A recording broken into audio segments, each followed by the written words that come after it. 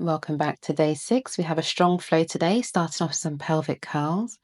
So we push into the soles of the feet to lift the hips, open up through the front of the pelvis, collarbone smiling wide, and we bring the spine back down piece by piece. And again, breathing in, exhale, tailbone tucks towards the nose, lifting the hips, in breath at the top, and an exhale to bring ourselves back down. Now on this third one, we're going to add on.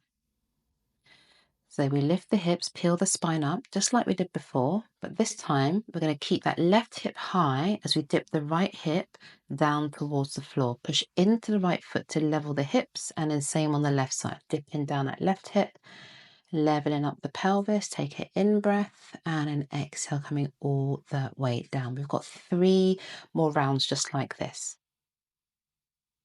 Inhale. Exhale, peel up. Doesn't matter which hip you dip first, but we're going to go to the right here. Well, I go to the right. We dip down, lifting up. Left hip dips. Push into left foot to level the hips up. And then bring the spine down piece by piece. Remember, those hips are touching down very last. Last 2. Peeling the spine up. Collarbone still stays nice and wide. Arms pushing down into the floor. Dip one hip. Tilt pelvis, other side, level up for a deep in-breath, and an exhale coming all the way back down. We just got one more here.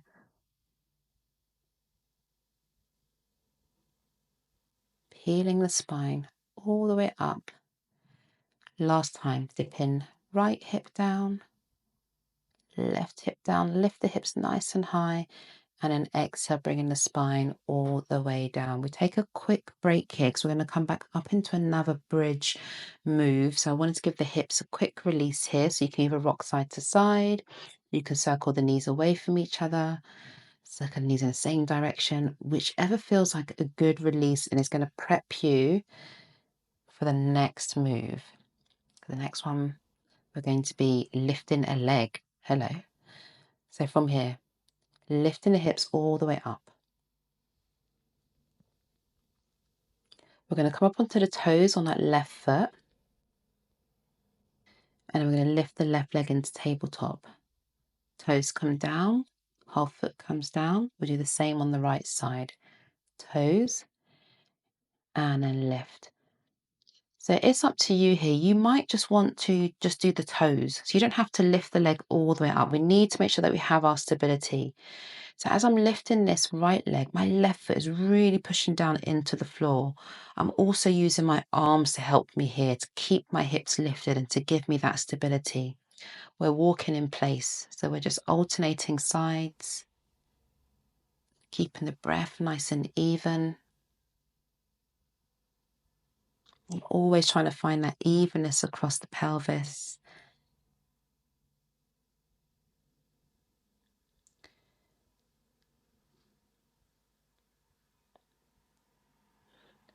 From here, we're going into our double leg lowers. I'm going to show you 2 different versions of this move, one with bent leg and one with long legs. So you've got 2 versions. But what we want here is for the pelvis to stay in a neutral position as we float the thighs away from us. And then we bring the thighs back over the hips again. The most important thing here is that we have our stability for the pelvis, so the pelvis isn't rocking, and that we're drawing the rib cage down towards the back of the body. Option 2, you can lengthen the legs up towards the ceiling. You can keep a slight bend in the knee with this version as well. And then we lower and lift. I inhale to float the legs away and exhale to bring the legs towards me. That breath pattern works well for me. We want to keep the shoulders anchored to the floor. And this movement just needs to feel that there's control, that we shouldn't feel like we're having to really struggle to bring those legs back over the hips. From here, we're going into our stomach series, starting with our double leg stretch. I'll show you the version with the head onto the floor and a version with the head and chest lifted. Arms and legs reach away from each other, and then we hug everything back in. A really important form tip here is not to let the arms lower down too low, because what that will do is it's going to bring the upper body down. So we want to keep the upper body lifted if we're going for the head chest lifted version. Inhale, reach the arms, legs. Exhale, bring everything back in. Inhale, reach, exhale, back. Or you can all just keep the head and chest down. Entirely up to you. That's move 1. We've got 3 in this section here. So move 2 is our single leg stretch. Both hands onto the right knee, left leg goes long, and then we switch. Again, there's a version here as I'm showing you the head down, or if you want to, you can lift the head and chest. I like doing single leg stretch with the legs slightly lifted to keep us the focus on the front of the body. Option 2 is to have the head and chest lifted as we switch. Inhale, center, exhale, reach the leg long. In, center, exhale, reach. And keep going.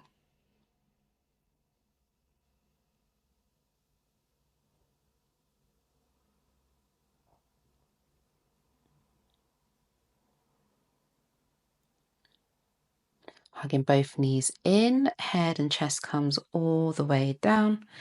We interlace the fingers nice and deeply as I'm showing you here. So we're going to fully support the head, neck, and the head and neck as we bring the head and chest up. We've got the elbows just in our peripheral vision.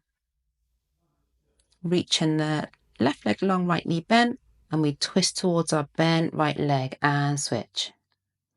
So I inhale as I come through center and I exhale as I twist. Reaching the leg nice and long and thinking about bringing the center of the chest to your thigh, center of the chest to the thigh as opposed to elbow to knee, which is what I often see. So we've got that good true rotation happening through the upper torso. Nice. Hugging the knees in, bring yourself down. You can rock the body from side to side here. Just reconnect back to your breath. We're about halfway through. We're going to bring ourselves up to seated. We're going to come onto our side. We'd have the top leg long, bottom knee bent. I couldn't decide if I was going to go for a long arm or a short arm, but given my neck is still a bit sore, I'm going for the arm bent on this one today, but just know you can do it with the arm long. Lifting the hips and lowering down. We're doing 4 each side. Side bending. So feel the spine bend as we lift the hips and then we lower down, just tip the hips to the floor and then we lift again. Whole time keeping that shoulder away from the ear. Let's do 4 on the other side. So switching over. That's it. Bottom knee bends out in front. That's there for your support as well. Trying to bring the wrist down to the floor, shoulder away from the ears, and let's go 4 on this side. You definitely want to make sure you have a good grip underneath you for this one. The last thing you're going to want is your feet sliding away from you as you lift these hips. Whole time keeping the shoulder away from the ear. We tip down. I think we've got 1 more here. So we did 4 each side.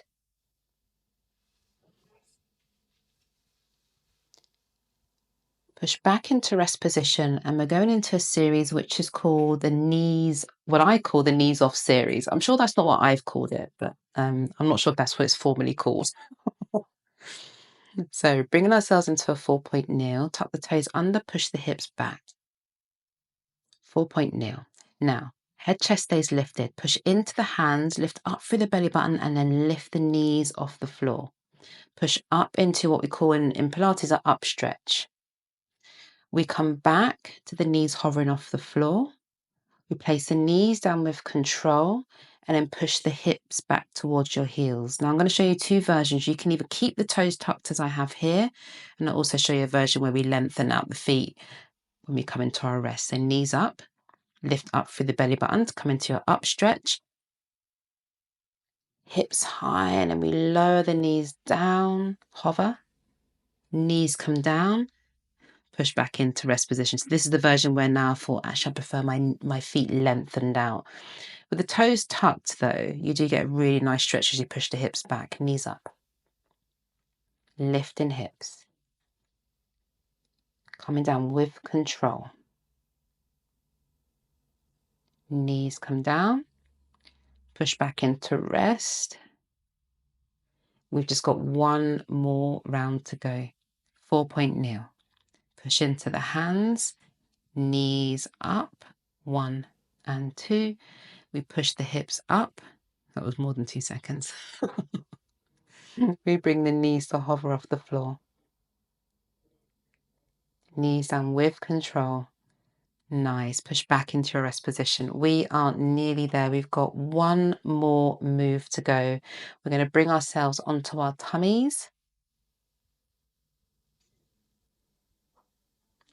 We're going to have the arms reaching out in front of us, shoulders away from the ears.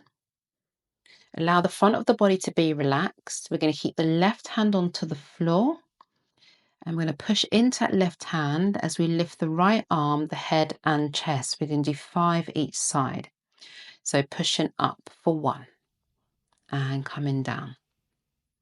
Inhale up, exhale down 2.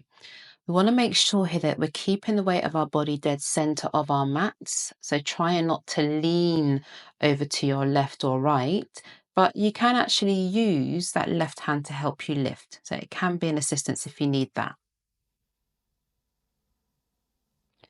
Lengthening as we lift the legs and then we kick. So I inhale 1, 2, 3, 4, 5 and exhale 1, 2, 3, 4, 5. That's the breath pattern for this move here. We call this swimming. It's a modified version of the swim. And try and keep the head and chest lifted and trying to stay dead center. And then we're going to do the same on the other side. So lowering the head, chest down, reset the shoulders. Right hand stays down, head, chest lifts with the left arm and lower down. So like I said, actively using that right arm to help with your lift, but not leaning. So think of your nose staying center of your mat. This is 3, I believe. Then we've got 5 before we go into our legs.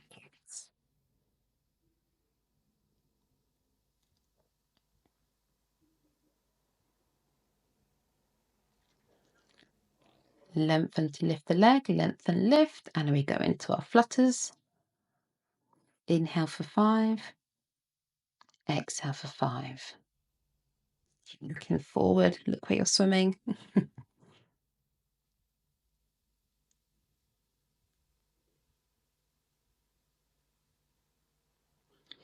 Coming all the way down. Push back into your rest position.